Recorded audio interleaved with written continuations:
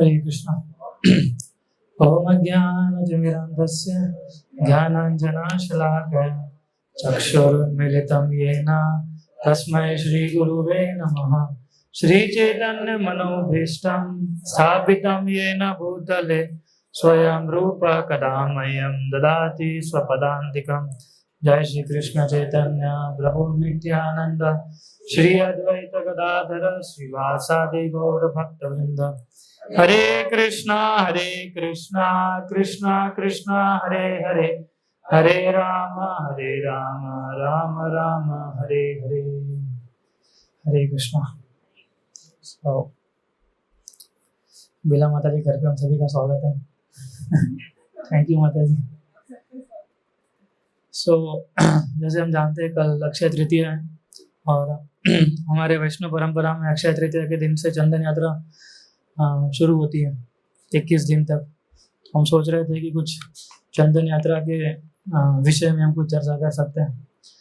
तो कथा तो हम सुनते आए हैं, लास्ट हर साल हम लोग कथा करते ही किस प्रकार से माधवेंद्रपुरी में गोपाल जी के विग्रह प्रकट हुए और फिर पूरा कथा हम जानते हैं। लेकिन आज हम कुछ उनकी शिक्षाओं के बारे में, उसमें से हम शिक्षा ले सकते हैं, कुछ 4-5 शिक्षाएं समझने का हम प्रयास करेंगे।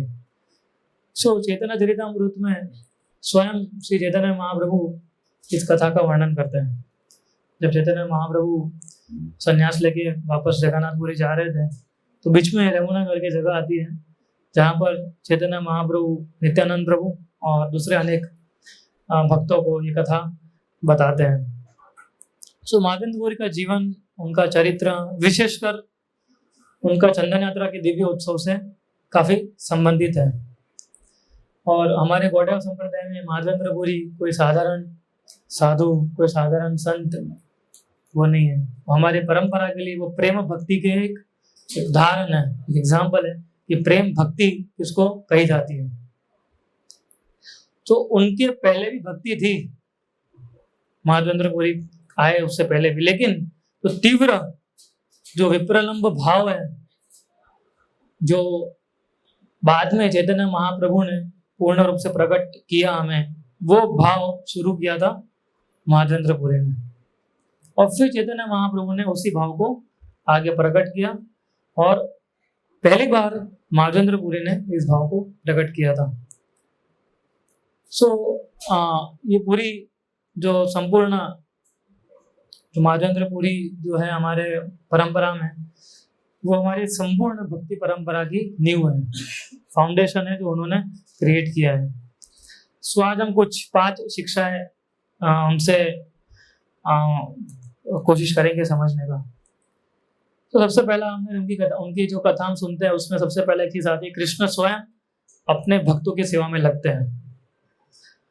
चंदन यात्रा की लीला में कौन कहता है चंदन लाने के लिए माधवेंद्रपुरी को? स्वयं भगवान कहते हैं। स्वयं भगवान उनको बताते हैं सपने में आके ना कि माधवेंद्रपुरी जाओ, मेरे शरीर को बहुत गर्म लग रहा है तो कृपया करके आप चंदन लेके आओ ताकि मुझे ठंडक लगे। अगर हम गहराई से अगर चिंतन करें इस चीज को तो हम देखते कृष्ण जो है आत्मा राम है, यानी कि स्वयं में संतुष्ट रहते हैं। भगवान जो है वो, उनको संतुष्ट करने के लिए किसी और चीज की आवश्यकता नहीं है। कृष्ण पूर्ण है ना, एब्सोल्यूट जिसको हम बोलते हैं, और कृष्ण को किसी चीज की आवश्यकता नहीं है। फिर भी वे एक आवश्यकता जो है वो व्यक्त कर रहे हैं। क्यों? क्योंकि भगवान को अपनी आवश्यकता व्यक्त नहीं कर रहे हैं, भगवान उनके भक्तों के माध्यम से जो प्रेम है वो व्यक्त कर रहे हैं। भगवान माधवेंद्रपुरी के द्वारा एक सेवा का अवसर एक उत्पन्न कर रहे हैं और एक जो भगवान और भक्त का जो संबंध होता है वो संबंध के बीच में एक द्वार भगवान खोल रहे हैं उनको सेवा में लगा के, माधवेंद्रपुरी को। हम सोचते हैं कि हम सेवा की खोज कर रहे हैं, लेकिन वास्तविकता ये है कि कृष्ण भी सेवकों की खोज कर रहे हैं। कृष्ण को भी चाहिए कि लोग वो हो जो जिनके साथ वो रेसिप्रोकेट कर सके, और फिर ये प्रेम संबंध जो है भक्त और भगवान के बीच में उसको लोगों के सामने प्रस्तुत कर सके। तो जब भगवान सेवा देते हैं, जैसे महाजनपुरी को सेवा दिया, चंदन कहाँ से लाना था? जगन्नाथपुरी से। थे कहाँ पर ये? गोवर्धन में। डिस्टेंस देखिए आप, इतना लंबा डिस्टेंस है। तो भगवान जब सेवा देते हैं तो कोई बोझ नहीं होता है, वह एक जिम्मेदारी के रूप में हमें स्वीकारना चाहिए, और वो सेवा एक आशीर्वाद के रूप में हमें प्राप्त होती है ना। तो हम क्या सीख सकते हैं इससे कि कई बार हम पूछते हैं कि मुझे कौन सी सेवा करनी चाहिए, what kind of service I should do. लेकिन सबसे इंपॉर्टेंट प्रश्न क्या है कि कृष्ण मुझे कहाँ सेवा के लिए आमंत्रित कर रहे हैं, what Krishna wants me to do, है ना। कितना छोटा सा डिफरेंस है, नहीं होता है कि मुझे कौन सी सेवा करनी चाहिए, और है कि भगवान कौन सी सेवा करने के लिए मुझे आमंत्रित कर रहे हैं, है ना। इसलिए जब भी कोई सेवा आती है, सेवा कृष्ण की कृपा के रूप में स्वीकार करना चाहिए, एनी सर्विसेज, है ना। चाहे वो कठिन सेवा क्यों ना हो, चाहे वो क्या बोलते हैं उसको, असुविधाजनक क्यों ना हो, है ना। लेकिन अगर वो सेवा सामने से आती है तो उसका हमें, वो कृष्ण की कृपा है। महाजन ने कभी सोचा था सपने में आगे कोई सेवा मिलेगी?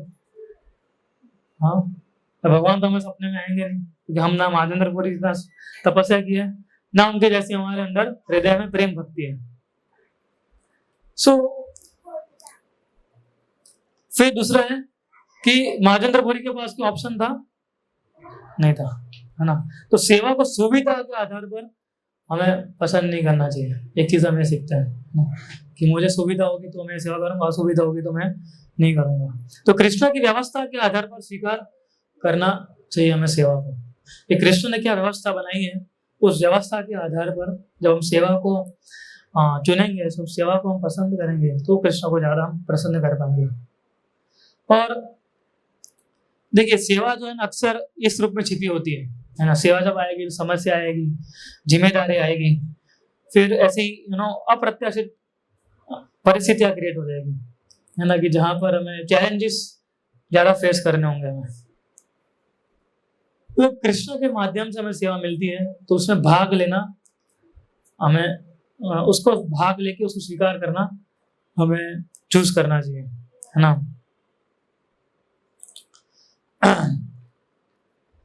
कई बार हम सोचते हैं कि मैं कृष्ण के लिए क्या करना चाहता हूँ, जैसे मैंने आपको बताया ना, लेकिन हमारा कॉन्शियसनेस थोड़ा चेंज करना है। क्या है?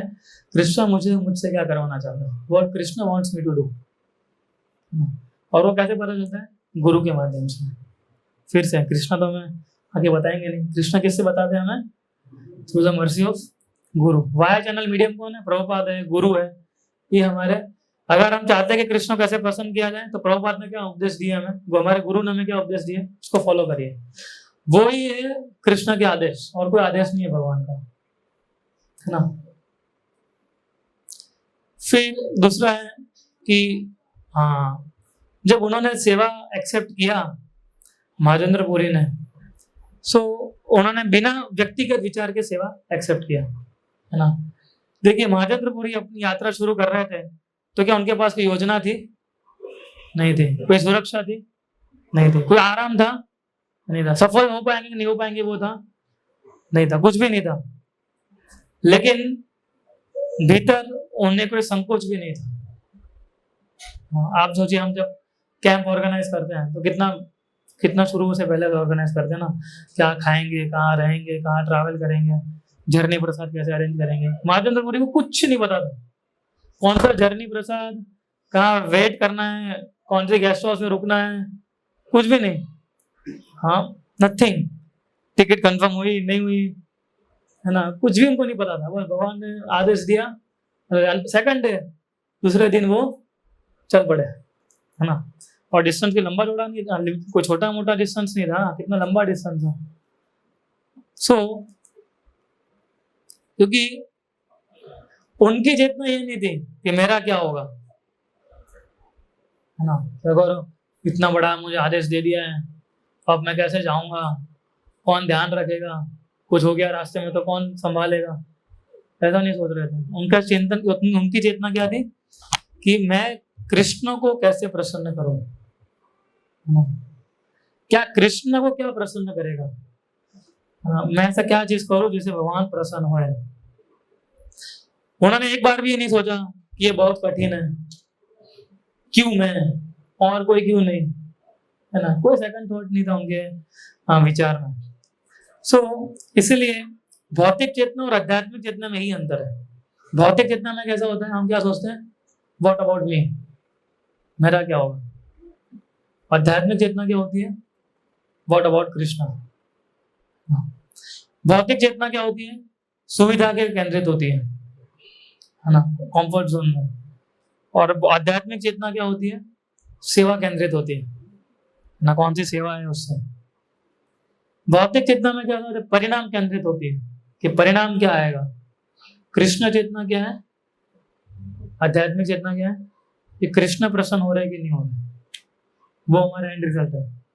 एंड रिजल्ट ये नहीं है कि 300 रजिस्ट्रेशन हो गए, 250 हो गए। एंड रिजल्ट क्या है कि भगवान इसे प्रसन्न हुए कि नहीं हुए, तो हमें 250 करने भी है। तो एंड रिजल्ट क्या है कि भगवान प्रसन्न हो रहे कि नहीं हो रहे, that is our ultimate goal. तो ये भक्तिमय चेतना है। तो भक्ति की परिभाषा क्या दी गई, अन्य अभिलाषिता शून्य, है ना। और एंड में क्या बोला, अनुकूल्य ना कृष्ण अनुशीलन। तो कोई व्यक्ति अगर इच्छा नहीं है ना, नो पर्सनल डिजायर, अन्य अभिलाषिता शून्य, अनुकूल्य ना कृष्ण अनुशीलन, केवल एक ही इच्छा होनी चाहिए कि केवल कृष्ण के अनुकूल सेवा करना, दैट्स इट। ये दो चीज हमें किसने बताई है, रूप गोस्वामी ने, है ना। तो महाजेंद्र पुरी कोई गणना नहीं कर रहे थे, है ना, कोई योजना नहीं बना रहे थे, वो केवल उनका एक गुण था, वो शरणागति का था। बस भगवान ने मुझे आदेश दिया है, ना ही वो, ना आई एम सरेंडर, अभी यही मेरा कर्तव्य है, और यही कर्तव्य उनका प्रेम बन गया था। बोले लव इन मोशन, तो प्रेम गति में प्रेम, इसको ये बोलते हैं कि जब कर्तव्य नहीं मानते व्यक्ति, उसको प्रेम मानता है। जब गुरु और कृष्ण, जब सेवा मिलती है हमें, तो इसलिए कई बार हमारे जीवन में हम कैसे उपयोग कर सकते हैं। जैसे फॉर एग्जांपल, हम अक्सर जब सेवाएं करते हैं तो हम कई बार सोचते हैं क्या, कि अगर समय मिलेगा तो मैं सेवा करूंगा, अगर मन हुआ तो मैं सेवा करूंगा, अगर मन अभी नहीं मान रहा है तो सेवा नहीं करेंगे, जब मन करेगा तो सेवा करूंगा, अगर लोग प्रशंसा करेंगे तो मैं सेवा करूंगा। महाजन सबरी क्या सोच रहे थे कि मुझे प्रशंसा कर रहा है कि नहीं कर रहा, पर प्रशंसा हो रही थी, भाग रहे थे, है ना। सो अनकंडीशनल सर्विस। इसलिए हमें फिर से इस ये जो टीचिंग है उससे हम एक चीज, हम एक हमारी कॉन्शियसनेस चेंज कर सकते हैं क्या, कि मुझे कैसा लग रहा है, उसके बदले हम देखेंगे क्या कृष्ण प्रसन्न है कि नहीं है ना। क्योंकि अगर हम कंफर्ट जोन में सर्विस करेंगे तो सुविधा जो है वह शरणागति की शत्रु है। Comfort zone is an enemy of surrenderance. अगर शरणागत होना चाहते हैं तो हमें तुरंत ही हमारे कंफर्ट जोन से बाहर निकलना होगा। तो प्रेरणा क्या होना चाहिए हमारा, कि मुझे कैसा लग रहा है वो नहीं, क्या कृष्ण प्रसन्न हो रहे हैं कि नहीं, वो हमारी प्रेरणा होनी चाहिए। इसलिए प्रतिदिन हमें ऐसा कुछ ना कुछ सेवा देखना चाहिए कि जो थोड़ी असुविधाजनक हो, है ना, जिसमें हमारी सारी क्वालिटीज टेस्ट हो रही हो, है ना। और तीसरा है कृष्ण पर पूर्ण निर्भरता होनी चाहिए हमारी, है ना। सो ये बहुत शक्तिशाली शिक्षा है। तो महाजेंद्र पुरी जो थे वो अयाचक सन्यासी थे, है ना, वो कभी किसी से भिक्षा भी नहीं मांगते। एक सन्यासी होता है भिक्षा मांग के खाता है, उनसे ऊपर कैटेगरी क्या है कि भिक्षा भी नहीं मांगनी, अगर सामने से आया तो खा लिया, वरना निर्जल उपवास, है ना। तो उस कैटेगरी के सन्यासी थे। तो वो नहीं कहते थे कि मुझे भोजन दो या मेरी यात्रा की व्यवस्था करो, है ना। सो और आप देखिए कि और कोई भिक्षा नहीं मांगते थे, तो क्या कृष्ण उनको भूखा रखते थे क्या। बोला ठीक है, हम कई बार बोलते ना, भौतिक सोच हमारी क्या होती है कि कहीं कुछ अगर खाना हो तो काम करना पड़ेगा, है ना। लेकिन तो महानंद पुरी तो ऐसा कोई भौतिक काम कर नहीं रहे थे, तो फिर भी भगवान दे रहे थे उनको। स्वयं भगवान आ गए थे उनको ग्लास देने के लिए, दूध का। स्वयं कृष्ण उनका दूध का ग्वाला बन के वो लेने के लिए आ गए थे। तो जी भगवान भगवत गीता में बोलते योगक्षेम वहामयम, है ना, कि मैं उनकी कमी को पूरा करता हूँ और जो उनके पास है उनकी रक्षा करता हूँ, है ना। तो भगवान ने ये नहीं बोला था कि मैं किसी और को भेजूंगा, है ना। भगवान का बोलते मैं खुद उनकी जो है स्वयं वहन करता हूँ, योगक्षेम वहामयम, मैं खुद उनकी कमी को पूरा करूँ, उनकी रक्षा करूंगा। तो स्वयं भगवान आए थे महाचंद्रपुरी को ग्लास देके दूध का। सो इससे जब निर्भरता हमारी पूर्णतः निर्भरता हो जाती है भगवान के चरण कमलों में, तो हमारी सहभागिता जो है वो भगवान के साथ व्यक्तिगत हो जाती है। सो इसका मतलब ये नहीं है कि महाचंद्रपुरी निष्क्रिय थे या गैर जिम्मेदार थे, है ना। सो महाचंद्रपुरी बाहर से पूर्ण सक्रिय थे, वो 24 घंटे भगवान का नाम स्मरण करते थे और भीतर से पूर्ण निर्भर थे। किससे? भगवान की योजना के। सो इसलिए हमें हमारा कर्तव्य जो है वो निष्ठा से करना चाहिए, सिंसियरली। इसलिए हम क्या सीख सकते हैं इससे कि हम जो भी सिचुएशन में रह रहे हैं वो सिचुएशन क्या भगवान को नहीं पता है। कृष्ण सब कुछ जानते हैं ना, वो हमारे आर पार, हमारे मन को भी जानते हैं, हमारे शरीर को भी जानते हैं। He knows everything in and out, है ना। पर वो खाली टेस्ट कर रहे होते भगवान हमारा कि ये मुझे कितना शरणागत हो रहा है, हाउ मच सरेंडरेंस। वो अभी भी छोटे छोटे चीजों के अंदर भी अगर हम कृष्ण से शरणागत नहीं होंगे तो भगवान चाहते हैं कि हम शरणागत हो जाए महाचंद्रपुरी की तरह, है ना। इसलिए हमें निष्ठा से सेवा करनी चाहिए। फिर जो भी परिणाम आता है तो परिणाम हमें किनको अर्पण करना चाहिए? भगवान को अर्पण करना चाहिए। जो भी परिणाम है वो कृष्ण की व्यवस्था माननी चाहिए। और जब कठिनाई परिस्थिति आ जाती है तो उसमें भगवान का स्मरण करना हमें सीखना चाहिए, क्योंकि कृष्ण पर निर्भरता जो है वो हमारी चिंता को कम करती है और हमारी निकटता बढ़ाती है। जितना हम भगवान से निर्भर रहेंगे उतना हम चिंता मुक्त हो पाएंगे। पर निर्भरता लाना बहुत डिफिकल्ट हो जाता है, वही हम मार खा जाते हैं, है ना। क्योंकि हमारा मन हमें बोलता है कि नहीं हम इतने कैपेबल हैं, नहीं हमारे अंदर इतना नॉलेज है, हम इतने इंटेलिजेंट है, तो वही हमारा मन फंस जाता है और फिर हम ये सब चिंता और ये सब चीजों में फंस जाते हैं। चिंता होनी चाहिए, तो चिंता क्या होनी चाहिए?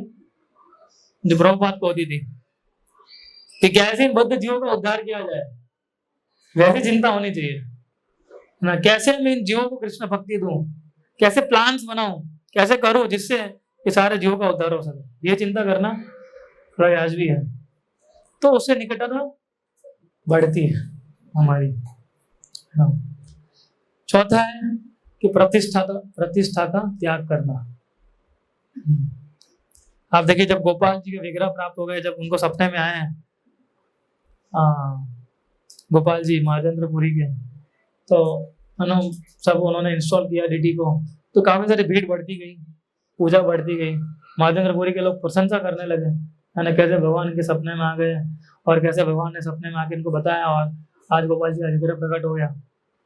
तो क्या महाचंद्रपुरी ने कैसा रिस्पॉन्स दिया था? ऐसा किया था कि हाँ मेरे सपने भगवान आए थे, हाँ मेरे सपने में, तुम सबके सपने में नहीं आए, है ना, मेरी पूजा करो, मेरी अर्चना करो। क्या कर रहे थे? तो अपना मुंह छुपा के भाग रहे थे। जैसे डीटी इंस्टॉलेशन किया, जैसे ही सपना आया कि अभी जाओ चंदन लेने के लिए, तुरंत डीटी वर्शिप किसी को सौंप के उन्होंने किसको दे दिया? किसी को सौंप के वो खुद निकल गए भगवान के लिए चंदन लाने के लिए। और जब चंदन लेने के लिए गए थे वो, तो रेमुना में भगवान उनके लिए क्या चुरा लिया? खीर का प्याला चुरा लिया, है ना।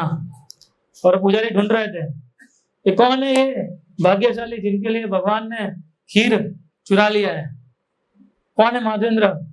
जब महाचंद्रपुरी को पता चला कि जब वो ढूंढ रहे महाचंद्रपुरी के पास जब पहुंचे, वो जब उन्होंने खीर का प्याला दिया तो महाचंद्रपुरी समझ गए थे कि कल सुबह जब होगी तो पूरे गांव में न्यूज फैल जाएगी, लोग मेरे पास आएंगे, लोग मान सम्मान देंगे। उससे पहले ही मैं तो रातों रात वो निकल गए। रुक सकते थे ना, कि सबको पता चलना चाहिए, है ना, कि मैं कितना बड़ा भक्त हूँ सबको सोशल मीडिया में वायरल होना चाहिए तो भगवान ने मेरे लिए खीर पूरी की। तो क्या उन्होंने ऐसा किया, वो चुपचाप पीछा बिना किसी को बताए वो वहां से निकल गए। तो प्रतिष्ठा जो है वो हमारे अहंकार को बढ़ाती है और अहंकार हमारी भक्ति को नष्ट कर देती है। हाँ। प्रतिष्ठा जो है वो विष से भी अधिक खतरनाक है। क्यों? क्योंकि विष जो है वो हमारे शरीर को मारता है, प्रतिष्ठा हमारी भक्ति को मार देती है। जब भी ऐसा होगा कि हाँ मैंने इतना बड़ा काम कर दिया, इतनी बड़ी सेवा कर दी मैंने, हाँ, और जब हमारी प्रतिष्ठा की इच्छा होती है और जब उस लेवल की प्रतिष्ठा मिलती नहीं है तो हमारा मन और ज्यादा परेशान रहता है। तो इसलिए हमें बहुत व्यवहारिक और आवश्यक ये बन जाता है कि सेवा में हमें अपनी भावना को जांचना चाहिए। जब हम सेवा करते हैं हमारी भावना क्या है, कि व्हाट इज माय कॉन्शियसनेस जब मैं सेवा कर रहा हूँ। तब जब सोचना चाहिए कि मैं सेवा कर रहा हूँ या मैं खाली दिखाने के लिए कर रहा हूँ। इसलिए हमें कुछ सेवा ऐसी करनी जो गुप्त होनी चाहिए, है ना, गुप्त सेवा। तो किसी को जहाँ पर गुप्त का मतलब है कुछ ऐसा करे जहाँ पर किसी को पता ही ना हो, कोई प्रतिष्ठा ना करे, ऐसी कोई जाके, या मान लो मंदिर में जाके, या ऐसी कोई सर्विस करना कि जहाँ पर मिनिमल सर्विस जिसको हम बोलते हैं ना, जहाँ पर कोई देखे नहीं, जहाँ पर शांति से हम सर्विस कर सके। और प्रतिष्ठा जब आती है, प्रशंसा जब कोई व्यक्ति कर, आप सेवा करेंगे तो प्रशंसा करेगा कोई ना कोई। जैसे भौतिक संदर्भ हम देखते हैं, अगर आप कंपनी में अच्छा टारगेट फुलफिल करोगे तो कोई आपकी प्रशंसा करता है। तो भक्ति के अंदर भी ऐसा है, तो कोई हमारी प्रशंसा करेगा तो प्रशंसा को सावधानी से संभालना चाहिए, है ना। जब कोई प्रशंसा करता है तो उसको भीतर ही भीतर हमें उस प्रशंसा को किसको ऑफर करना चाहिए, गुरु और कृष्ण को। प्रभुपाद ऐसा करते थे कि नहीं करते थे? प्रभुपाद कभी प्रशंसा अपने आप में लिया? वो क्या बोलते थे, dissolve because of the mercy of my Guru Maharaj, ना। वो तो वहां तक बोले प्रभुपाद की मेरे गुरु महाराज ने आप सबको भेजा है और आप इतना सारा कार्य कर रहे हो, ये सब देख के मेरे गुरु महाराज बहुत प्रसन्न हो रहे होंगे अभी। तो उन्होंने कभी ऐसा नहीं बोला कि मैं प्रसन्न हो रहा हूँ, वो हमेशा क्या बोलते थे, मेरे गुरु महाराज ये सब सेवा से बहुत प्रसन्न हो रहे हैं, है ना। एक बार वो रो रहे थे प्रभुपाद लेक्चर में कि आप उनके शिष्य को थैंक यू बोल रहे हैं, थैंक यू आप लोगों ने जो मेरे गुरु महाराज ने मुझे सेवा दिया था उसमें आप लोगों ने सहयोग दिया, है ना। तो आपके सहयोग के कारण मैं मेरे गुरु को प्रसन्न कर पा रहा हूँ। तो प्रशंसा जो है उसको आना चाहिए और तुलना से बचना चाहिए। तुलना जो है अहंकार को बढ़ाती है, कंपैरिजन, है ना। हर एक जीव जो है वो यूनिक है ना। कोई गुण किसी के अंदर है, कोई गुण किसी के अंदर नहीं है ना। तो हम अगर सोचेंगे कि नहीं उसके अंदर ये गुण है, मेरे अंदर ये गुण नहीं है ना, तो भगवान का अपमान कर रहे हैं कि नहीं कर रहे हैं।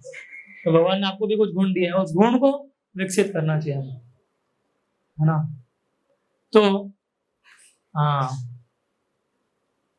ये कैसा था, तो कृष्ण के ऊपर पूर्ण निर्भरता बढ़ानी चाहिए हमें, है ना।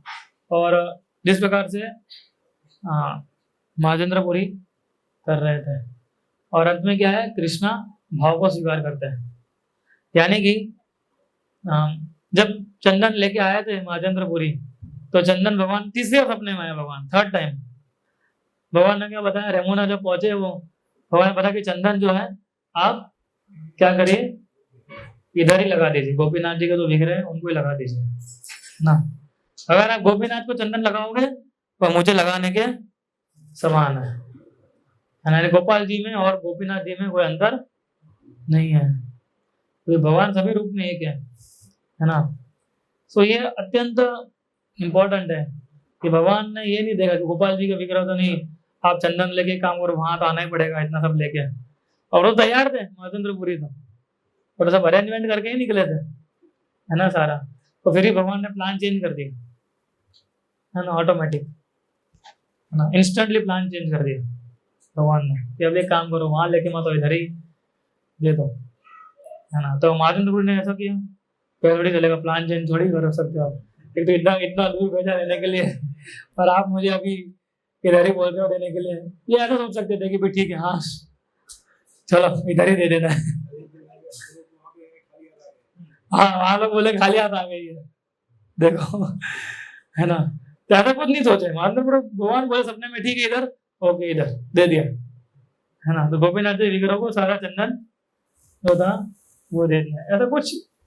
तो ये भक्ति है एक्चुअली, है ना। नो क्वेश्चन आस्क्ड, है ना, ये बोला ये करना है, दैट्स इट, है ना। तो गुरु और कृष्ण के साथ हमें ऐसे चलना चाहिए, है ना, तो ही जो है वो कृपा हमें प्राप्त होगी, है ना। तो ऐसे भाव क्या था, भगवान ये नहीं देख रहे हैं कि तुम कहाँ चंदन लगा रहे हो, है ना।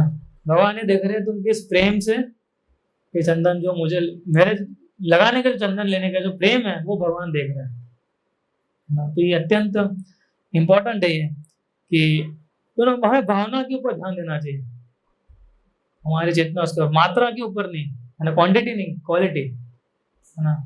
कि भले छोटी सेवा है, छोटी से छोटी सेवा होती है, लेकिन प्रेम अगर बढ़ा हो तो भगवान कहते स्वीकार करते हैं। जैसे हम रामायण में हम देखते हैं, तो स्क्विरल थी छोटी, किसको लिखा बोलते हिंदी में, चिप, गिलहरी, गिलहरी, जो ड्रामा भी किया था हम लोगों ने। तो गिलहरी हनुमान जैसे सेवा कर सकती थी, हनुमान जी जैसा, हाँ। गिलहरी अपने हिसाब से सेवा कर रही, छोटी सेवा थी, लेकिन प्रेम कैसा था, बड़ा ना। तो भगवान राम ने स्वीकार किया कि नहीं किया उनके उनकी सेवा को, तो स्वीकार किया। अगर आपसे हनुमान जी जितना गिलोरी उठा रही थी उतना उठाएंगे तो क्या भगवान स्वीकार करेंगे वो? हनुमान जी का तो पावर ज्यादा था, उनको तो हनुमान जी को हनुमान जी की तरह करना पड़ा, है ना। व्हाट?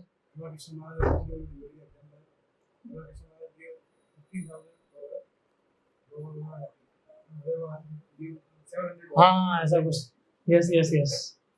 तमा कृष्ण महाराज को रमाकांत को डोनेशन लेके आए थे, है ना, $15,000 जितना। तो प्रभुपाद इतना खुश नहीं हुए उनसे।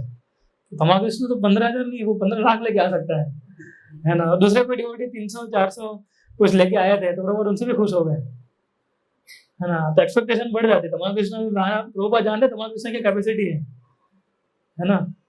और दूसरा भक्त की कैपेसिटी भी थी, तो फिर भी इतना लेके आया वो। तो प्रभु ने प्रसाद में भी ऐसा किया था। तो तमा कृष्ण महाराज से वो प्रभुपाद ने बताया हमको, वो हम ज्यादा स्वीट खा रहे थे तमा कृष्ण महाराज। तो प्रभुपाद ने उनको रोक दिया, बोले इतनी ज्यादा स्वीट नहीं खानी चाहिए, है ना। तो सामने नया भक्त था कोई, उसको प्रभुपाद सामने से स्वीट दे रहे हैं और खाओ तो उसका मतलब ये था, प्रभुपाद सिखाना तमा कृष्ण तो तमा कृष्ण, है ना। You are more senior than him, you have more capacity than them. So yeah, फिर मैकेनिकल सर्विस से बचे रहना चाहिए हमें, है ना। ठीक है, देखिए कई बार शुरुआत में हम मैकेनिकल सर्विस ही करेंगे, है ना, कोई भाव प्रकट नहीं हो जाएगा अचानक से। लेकिन जब मैकेनिकल भी शुरू करते हैं तो धीरे धीरे वो भाव प्रकट होना चाहिए हमारा, है ना। क्योंकि भाव के बिना अगर हम कोई भी सेवा करेंगे, कोई भी कार्य करेंगे, तो एकदम ड्राइनेस लगेगी हमें, उसमें आनंद नहीं आएगा। फिर हमें ऐसा लगेगा कि बोर हो जाएंगे, है ना।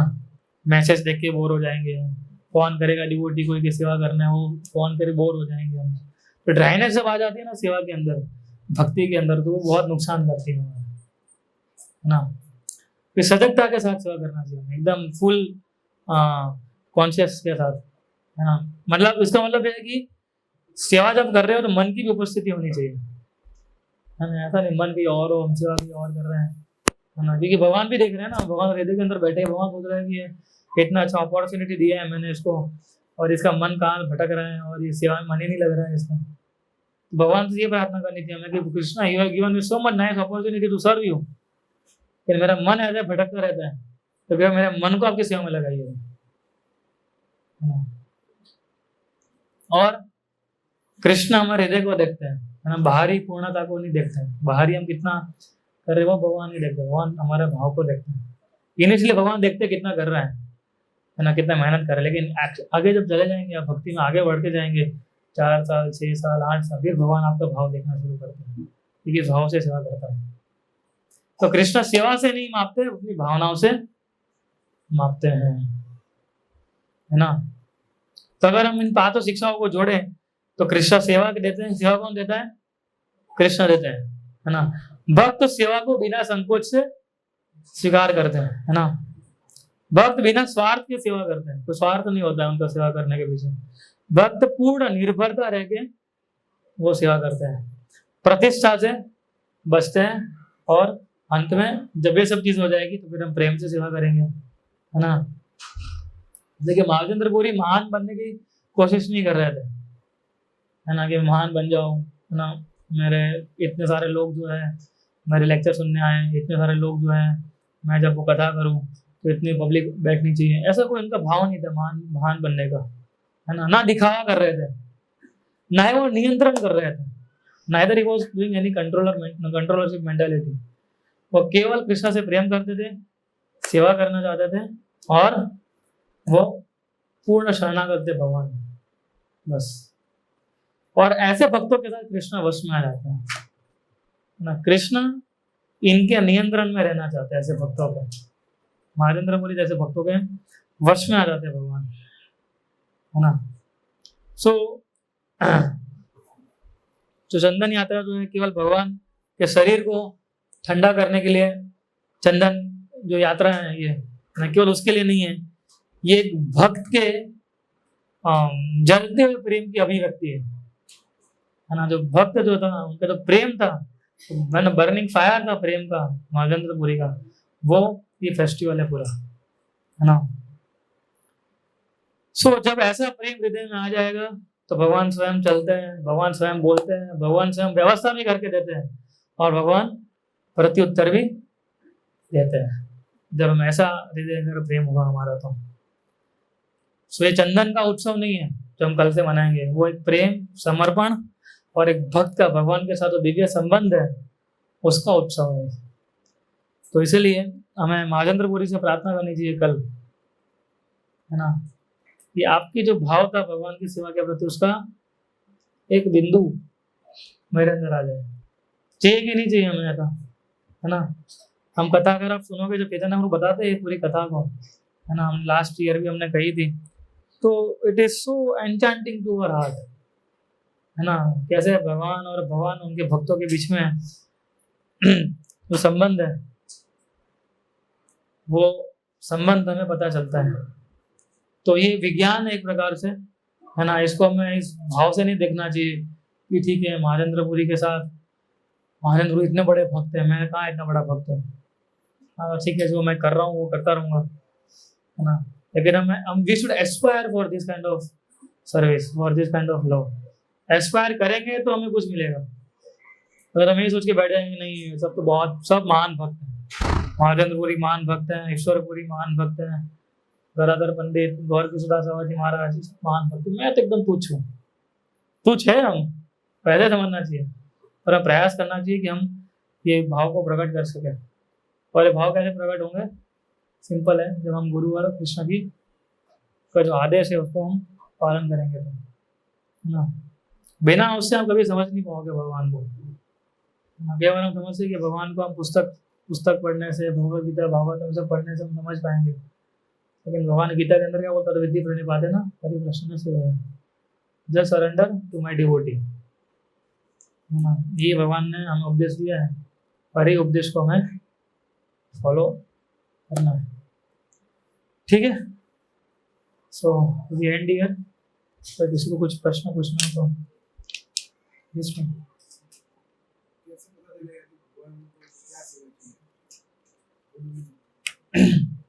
भगवान को क्या सेवा चाहिए में कैसे पता चलेगा? वो हमें पता चलता है जो हमारे गुरु है, हमारे अथॉरिटीज है, उससे पता चलता है कि भगवान हमसे क्या चाहते हैं, है ना। क्योंकि हम इतने भाग्यशाली नहीं है कि शायद स्वयं भगवान हमें सपने में आके हमें कुछ बताया ऐसा कुछ। पर जब ऐसी व्यवस्था हो जाती है हमारे, जब हम हमारा जीवन और जब हम सोचते हैं, खाली इतना सोचते हैं कि नहीं अब मुझे कुछ भगवान के लिए कुछ करना है, what services I can perform, I want to do something for Krishna. तो दो चीज होती है, एक होता है कि गुरु के माध्यम से और अथॉरिटी के माध्यम से हमें कुछ सेवाएं मिलती हैं, और दूसरा होता है कि भगवान ऐसी व्यवस्था बनाते हैं जिससे भगवान ही हमें उस सेवा में इन्वॉल्व कर देता है। तो उससे पता चल जाता है कि भगवान जो है हमसे फिलहाल शायद भगवान की ये योजना होगी ऐसा। और दूसरा तीसरा का पता चलता है कि जब हम बहुत सारी कोशिश करते हैं, है ना, जो हम चाहते हैं वैसा करने का, लेकिन फिर भी नहीं होता है ना। फिर हमें समझ आना चाहिए कि भगवान की योजना कुछ अलग है मेरे से, है ना। तो फिर हमें उस योजना को स्वीकार देना चाहिए ऐसा। तो जब हम सोचते हैं कि हम कितना हमारे जो इच्छा होती है उसको पूरा करने के लिए हम बहुत परिश्रम करते हैं, कुछ भी कर, लेकिन उसमें कुछ हमें हाथ नहीं लगता है, तो फिर समझ जाना चाहिए कि भगवान के शायद कुछ, may be Krishna is planning something different from for me ऐसा। तो एक होता है आदेश, एक होता है व्यवस्था, ऐसा something Krishna will do, arrange situation in a way where फिर हमें पता चल जाएगा कि yes this is what Krishna wants.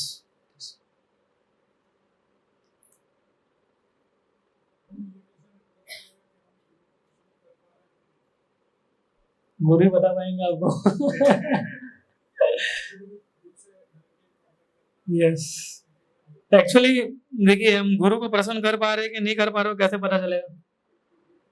वो सीधी सीधा है कि जो उन्होंने आदेश दिए हम उसको फॉलो कर रहे हैं कि नहीं कर रहे, है ना। गुरु ने बताया कि पुस्तक वितरण की सेवा में लोग होता है, पुस्तक वितरण कर रहे हैं, हाँ कर रहे हैं, तो गुरु प्रसन्न है। पुस्तक वितरण नहीं कर रहे हैं, नहीं कर रहे हैं, तो फिर है ना हम शायद गुरु को प्रसन्न करने में थोड़ा पीछे पड़ रहे हैं, है ना। तो हम गुरु से डायरेक्ट पूछ सकते हैं कि महाराज क्या मैं आपसे प्रसन्न, मैं आपको प्रसन्न कर पा रहा हूँ कि नहीं कर पा रहा हूँ, है ना। तो अगर गुरु को जब हयात हो, जब फिजिकली प्रेजेंस हो, तो हम पूछ भी सकते हैं उनको ये। लेकिन सबसे आसान तरीका क्या है समझने का, वो है कि उन्होंने जो आदेश दिए उसको हम फॉलो कर रहे हैं, that means he is pleased with us, है ना। हमारा आचरण अच्छा है, हमारा दूसरे भक्तों के साथ व्यवहार अच्छा है। अगर हम दूसरे भक्तों का व्यवहार अच्छा रखेंगे, हमारा आचरण अच्छा रखेंगे, तो क्या गुरु से प्रसन्न होंगे कि नहीं होंगे? जरूर प्रसन्न होंगे ना, तो हम उनको प्रसन्न कर पा रहे हैं ऐसा।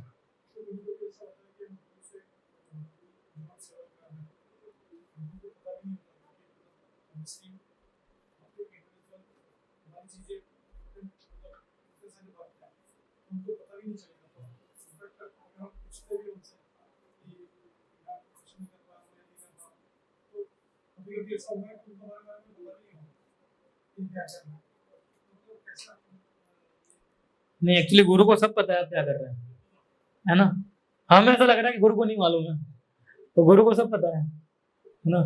तो गुरु और किसी का संबंध जो है वो खाली जन्म का नहीं होता है ना। जब गुरु स्वीकार करते हैं किसी को, है ना, वो आपका संबंध इटर्नल बन जाता है फिर, है ना। इटर्नली वो जीव जो है, वो गुरु के साथ उसका संबंध जो है वो इटर्नली बैठ गया है। तो गुरु जो है वो जानते हैं कि आप क्या कर रहे हैं, है ना। ऐसा बिल्कुल भी नहीं है वो नहीं जानते हो। हमें ऐसा लगता है कि हमारे गुरु इतने सारे शिष्य हैं, इनको मैं एक छोटा सा मामूली, है ना, अहमदाबाद के एक नारोल विस्तार में, कहाँ मुझे जानेंगे वो जानते हैं आपको, है ना, अच्छे से जानते हैं। आप शायद जितना आपको खुद को नहीं जानते उतना जानते हैं वो आपको, है ना। सो ही नोज एवरीथिंग, तो उसका हमें चिंता नहीं करना चाहिए, है ना।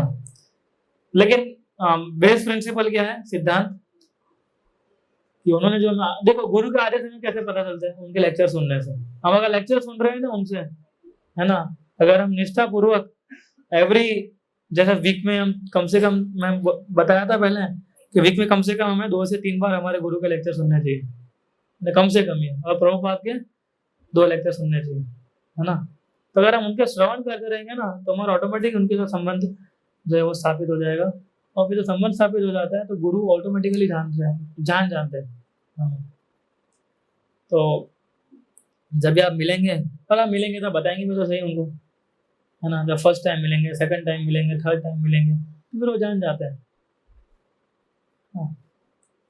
सो और क्योंकि उसका कारण दूसरा है कि हम जो भी सेवा कर रहे हैं उनकी कृपा से ही कर रहे हैं, है ना। तो वो कभी नहीं भूलना है, हम हमारी कोई इंडिविजुअल कोई कैपेसिटी नहीं है ना। जो हम बोल रहे हैं, जो हम लोग कन्विंस कर रहे हैं, हम जब पुस्तक वितरण करते लोग कन्विंस करते हैं ना, तो कन्विंसिंग पावर कहाँ से आता है? वो गुरु से ही आता है ना।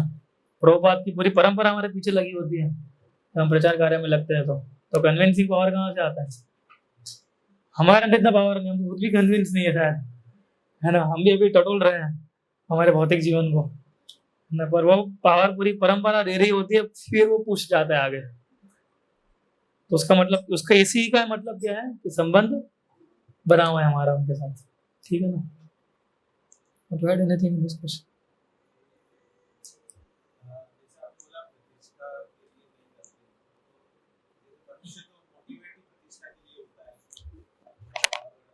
हाँ,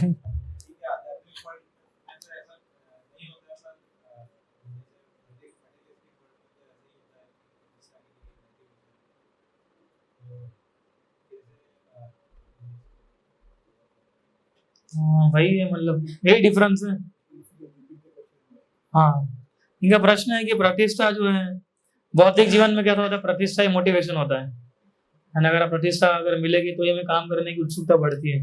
ये आध्यात्मिक जीवन पूरा उल्टा सिखाया जाता है ना। मान सम्मान की इच्छा नहीं रखनी है, प्रतिष्ठा की इच्छा नहीं रखनी है, हमें घास के तिनके से भी ज्यादा नीच नीच समझना चाहिए हमें, है ना। सर्वण होता सर्वण सर्वण बन के रहना चाहिए, है ना। तो प्रश्न तो होता है ऐसा कि रोज मैं जो इतना साल कॉलेज में पढ़ा हूँ, स्कूल में पढ़ा हूँ, उसे पूरा उल्टा ही पढ़ाया जाता है ना। हमें सिखाया गया है बॉस बॉसानो बॉस, बॉस के बॉस बनते जाओ। इधर सिखाया जा रहा है सर्वेंट ऑफ द सर्वेंट, है ना। तो एक्चुअली जब बहुत साल पहले की बात है, युद्ध था, तो जब मैं सर्वेंट वर्ड यूज किया ना, वो काफी अच्छे घर, अच्छे वेरी वेल फैमिली से था, है ना, काफी अमीर और काफी वेल टू डू फैमिली से था फाइनेंशियली वो। सर्वेंट वर्ड सुना ना, यू टू बिकम सर्वेंट, उसको लगा आप क्या सिखा रहे हैं आप ये।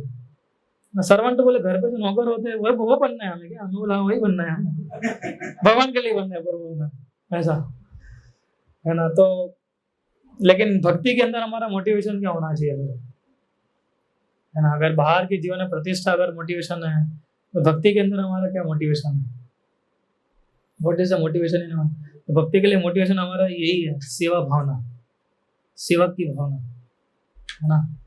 जितना भक्ति आप भक्ति में उन्नति तभी कर पाओगे जितना आप खुद को हम सेवक मानते रहेंगे, सर्वेंट, है ना। तो प्रतिष्ठा जो ऐसी चीज है जो कभी जाएगी नहीं इतनी आसानी से, क्योंकि हम भौतिक, क्योंकि आप जॉब कर रहे हैं, हम इतना सालों से हम यही भराया गया है माइंड में, है ना, कि रिकग्निशन चाहिए, अप्रिसिएशन चाहिए, रिकग्निशन चाहिए, सब चीज चाहिए, तभी हम काम करेंगे, और हम काम ही नहीं कर पाएंगे, है ना। इसलिए आध्यात्मिक जीवन के अंदर भी हम कभी कभी देते हैं अप्रिसिएशन, है ना, करते अप्रिशिएट करते हैं, है ना। कोई आते हैं मंदिर में तो उनको कुछ सर्टिफिकेट देते हैं, कुछ देते हैं ना, just a token of appreciation. But हमारा भाव वो नहीं होना चाहिए ऐसा, क्योंकि चैतन्य महाप्रभु और हमारा भक्ति में जो हमारा सबसे बड़ा मोटिवेशन है वो है सेवक की भावना। तो प्रतिष्ठा की भावना से हमें धीरे धीरे धीरे सेवक की भावना के प्रति आना पड़ेगा, है ना। और प्रतिष्ठा जाएगी नहीं तुरंत, है ना। हम देखेंगे अगर हम कोई सेवा कर रहे हैं, हमने कुछ अच्छा कर दिया है, और अगर कोई उस चीज को ज्यादा गिनेगा नहीं, तो अंदर अंदर मन में ऐसा लगेगा, है ना, कि किसने एक शब्द भी नहीं बोला, एक वर्ड तो बोल देगा भाई इतना किया है तो ऐसा करके, है ना। पुरुष भावना से भी हमें मुक्त होना है ना। तो ये आध्यात्मिक जीवन है। तो हमारा मोटिवेशन क्या है, सर्वेंट सर्विस एटीट्यूड। जो चैतन्य महाप्रभु ने मोटिवेशन यही दिया है, अमानी न मान देना कीर्तन है सदा। जो अमानी न मान देन करेगा वही पूरा जीवन कीर्तन करता रहेगा, है ना। सोचो कितना उल्टा है, खुद को मान की इच्छा नहीं रखनी, दूसरों को मान देना है। बाहर क्या सिखाया गया है, दूसरों को मान बिल्कुल मत दो, है ना, और खुद को इतना मान देना उतना दो। हमें उल्टा हम सीधा सिखाया, सॉरी उल्टा नहीं, है ना। सो और तभी हम कीर्तन है सदा हरि, तभी हम हरि नाम जो है चैंटिंग ठीक से कर पाएंगे, है ना। सो भगवान परीक्षा लेते रहेंगे हमारी ऐसी। तो इस प्रतिष्ठा से हमें बहुत, और प्रतिष्ठा जैसे बहुत एक पॉइजन है ये, है ना। हम ऐसे ही सोचते हैं ना कि मुझे रिकग्निशन मिले, मुझे ये मिले, मुझे वो मिले, ऐसा। तो हमारे माइंड को बहुत कल को बना देता है, खा जाता है एक प्रकार से, है ना। पूरे हमारी चेतना को क्या बोल सकते उसको, एकदम खराब कर देता है ना। तो उससे बचना, अगर आ भी जाते हैं तो उसको हमें हरिनाम से और भक्तों का संग के माध्यम से उसको उस फेज से निकल जाना चाहिए, हमें फ्रस्ट्रेट नहीं होना चाहिए, कि ठीक है, ठीक है। So, to add anything? So, thank you, Bela Mataji, for inviting all of us at your place. We pray लो नरसिंहदेव जगन्नाथ सुभद्रा कि इसी प्रकार से भक्ति में आगे बढ़ते रहे। Thank you. श्री महेंद्रपुरी की, श्री प्रभुपाद की।